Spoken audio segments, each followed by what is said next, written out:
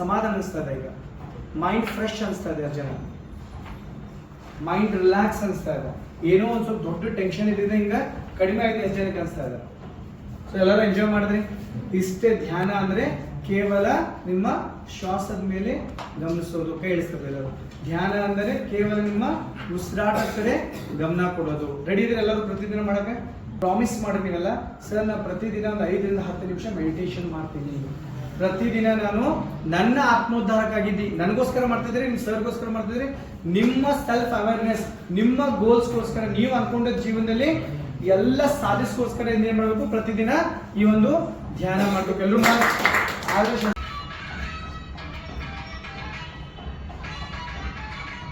ಶ್ವಾಸವನ್ನ ಗಮನಿಸಿ.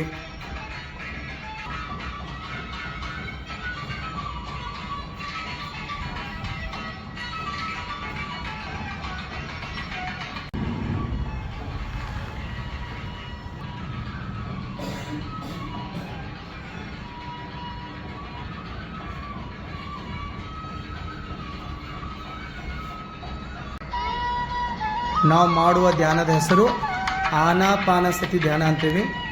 ಆನ ಅಂದರೆ ನಮ್ಮ ಒಳ ಉಸಿರು, ಅಪಾನ ಅಂದರೆ ನಮ್ಮ ಹೊರ ಉಸಿರು, ಸತಿ ಅಂದರೆ ಎರಡರ ಮಧ್ಯೆ.